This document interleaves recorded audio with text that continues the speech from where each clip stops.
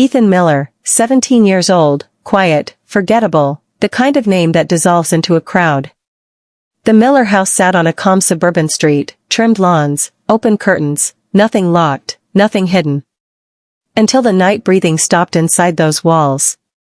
Police would later say the silence was wrong, too complete, like the house had already accepted what happened.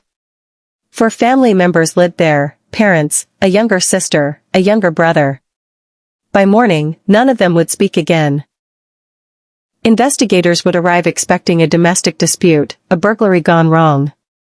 Instead they found a scene so disturbing that seasoned officers would step outside to vomit, to cry, to call supervisors.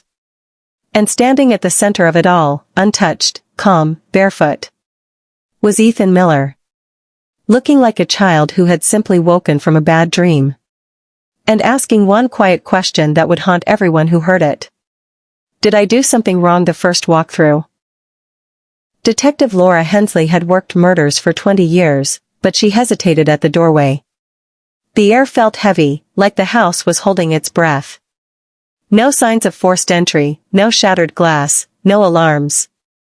Family photos still lined the hallway, smiling faces frozen in happier versions of this same house. The living room showed signs of struggle, but not chaos. Furniture slightly shifted, nothing overturned. As if violence had been measured, controlled. Upstairs was worse. Bedrooms told stories without words, interrupted sleep, sudden fear.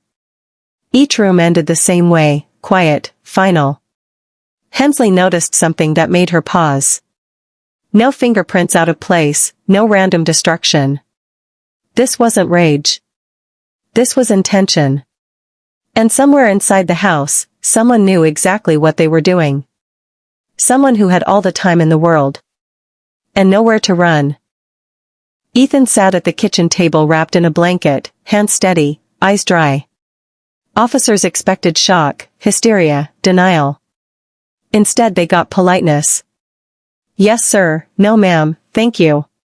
He asked about his dog, asked if school would be cancelled. A patrol officer later admitted that was the moment his stomach dropped.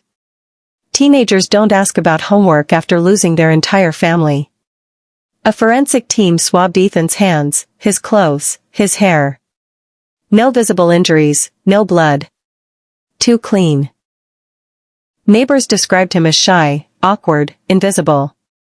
No history of violence, no threats, no online warnings. Yet every room in the house whispered the same impossible truth. Whoever did this, lived here. Loved here. Knew the floorboards, the schedules, the sounds. And Ethan Miller was the only one left standing. Calm enough to watch everything unfold. As if he already knew how it would end.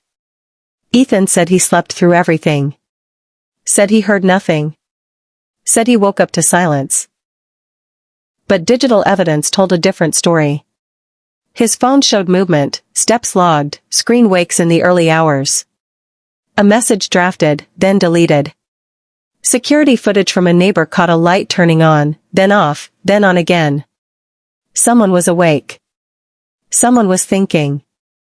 Detectives pressed gently, then harder. Ethan never broke.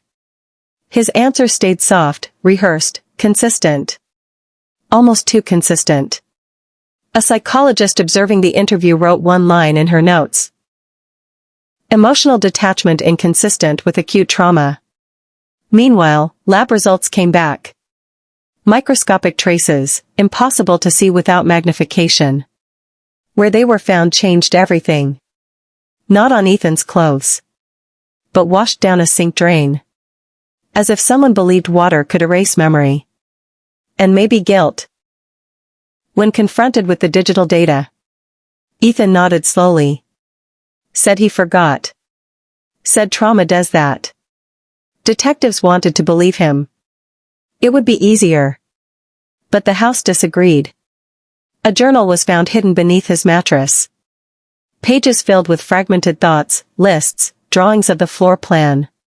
Times written next to names. Not angry words. Practical ones. What time dad wakes?